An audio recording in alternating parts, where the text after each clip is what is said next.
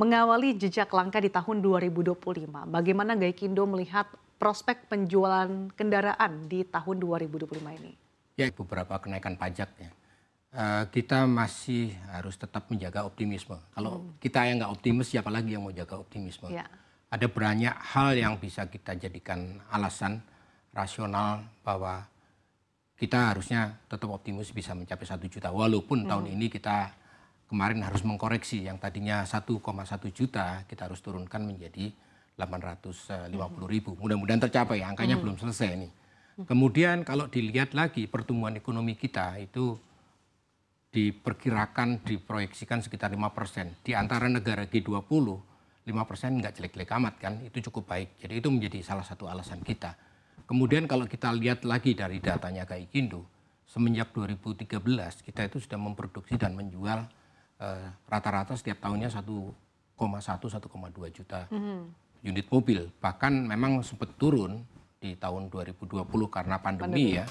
Itu turunnya cukup tajam sampai tinggal 550. Namun terima kasih kerjasama dan bantuan dari pemerintah dengan mengeluarkan PPNBM DTP itu dalam waktu singkat bisa recover. Di tahun 2021 udah masuk ke 800, kemudian masuk ke 1 juta. Bahkan kemarin di tahun 2023 kita tutup dengan 1.005.000, bahkan kemudian ekspor kita juga meningkat menjadi 500.000 unit. Jadi kita harusnya cukup optimis dan harusnya kita jadi salah satu pemain kuat di ASEAN ya. Dan kita itu sebetulnya yang nggak banyak diketahui orang, kita sudah swasembada mobil roda 4 atau lebih. Oke, itu sejak tahun 2000. Minimal dari 2013, bahkan sebelumnya, karena impor kita itu sangat sedikit. Oke, kalau kita kilas balik sedikit Pak, 2024, bagaimana kondisi penjualan mobil? Apakah memang tadi Anda katakan agak meleset sedikit, tapi dari segi permintaan seperti apa Pak? Nampaknya dari 2024 ya, itu sampai dengan bulan Agustus cukup baik.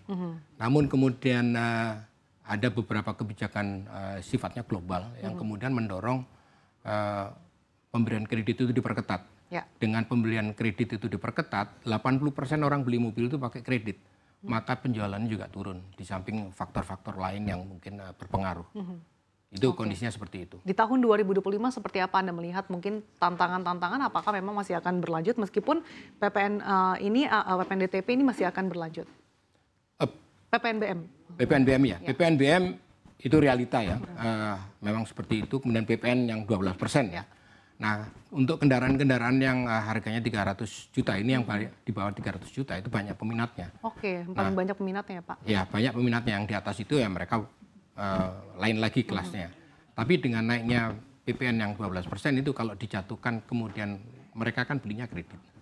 Harusnya tidak terlalu berpengaruh. Dan kita berharap bahwa mungkin kuartal pertama ya 1 Januari, Februari mungkin agak berat. Karena apa? Di bulan Februari ada puasa, kemudian ada lebaran. Itu biasanya penjualan juga akan menurun. Namun setelah itu harapan kita adalah semuanya akan membaik. Kondisi ekonomi membaik dan sebagainya. Tapi kalau misalkan kita pisahkan gitu Pak dengan momentum lebaran. Dengan adanya kenaikan PPN 12%, akan seberapa signifikan sih mempengaruhi penjualan kendaraan bermotor ini? Kenaikan penurunan penjualan, apakah memang ini akan sangat mengganggu dari target di tahun 2025? Tadi yang paling berat itu bukan PPN ya, yang 12% ya, tapi yang berat adalah optionnya. Dan kita juga berdiskusi, juga kita sampaikan pemikiran-pemikiran kita dengan kenaikan option. Karena kenaikan option itu cukup tinggi dan beberapa daerah sudah punya pengalaman dengan menaikkan BPNKB dan PKB itu berdampak pada penurunan penjualan kendaraan bermotor. Padahal kemudian di masing-masing provinsi kebanyakan itu PAD mereka antara 40-80% bersumber dari penjualan kendaraan bermotor. Kalau ini dinaikkan, itu biasanya penjualan yang menurun. Ya. Artinya itu Pemda akan kekurangan ataupun mengalami penurunan revenue. Ya. Nah itu yang kita sampaikan. Silakan. Nah sekarang kan ada edaran dari Kemendagri ya. Nomor 900 yang diserahkan ke masing-masing pemerintah daerah. Tergantung dari masing-masing pemerintahan daerah. Apakah mereka akan melaksanakan option tadi atau tidak. Nah ada satu daerah yang sudah mengambil keputusan bahkan sebelum ada edaran Menteri Dalam Negeri, Ya. dia udah memutuskan untuk tidak menaikkan Oke. BPNKB. Jadi memang kewenangannya di Pemprov sendiri ya Pak, membatalkan atau betul, menaikkan? menunda, membatalkan itu kewenangannya di pemerintah daerah karena itu adalah amanat undang-undang ya, jadi harus dijalankan. Tapi Pak, seberapa besar sih dengan adanya nanti penerapan opsi pajak ini bisa memukul target-target mungkin dari industri penjualan kendaraan bermotor ini? Besar sekali, bahkan sudah ada beberapa simulasi, saya tidak ingat angkanya ya. Tapi biasanya kenaikan pajak yang tinggi juga akibatnya orang akan menunda.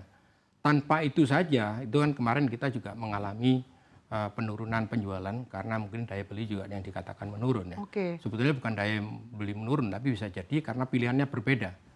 Harga mobilnya itu dari kajian kita, itu selama sekian tahun, kita ini terjebak produksi 1 juta ya. Kenapa nggak bisa lewatin dari 1 juta? Makanya kita bikin kajian, bekerja sama dengan LPM UI. Dari situ ditemukan bahwa harga mobil itu naiknya 7,5% setiap tahun. Sementara income masyarakat potensi pembeli mobil itu naiknya cuma sesuai dengan inflasi 3%. Jadi gapnya makin gede kan. Nah kalau ini diteruskan makin susah orang. Nah oleh karena itu ini benar kita terjebak dengan 1 juta. Ternyata dari kajian itu muncul informasi bahwa orang yang tidak mampu beli mobil yang lebih layak, karena kita kebanyakan beli mobil yang harganya 300 juta ke bawah ya, itu akhirnya beli ke mobil bekas. Oke. Nah mobil bekas ini sekarang berbeda dengan dulu. Beli mobil bekas sekarang itu semakin transparan, ditunjukkan kelemahannya di mana, kekurangannya di mana, dan ada jaminan. Jadi itu pilihannya masyarakat. Nah ternyata volume penjualan mobil bekas itu mencapai 1,8 juta. Artinya total penjualan mobil kan bisa setahun bisa 2,8. Alangkah baiknya kalau 2,8 itu mobilnya mobil baru. Iya. Kan itu industrinya berjalan. Oke.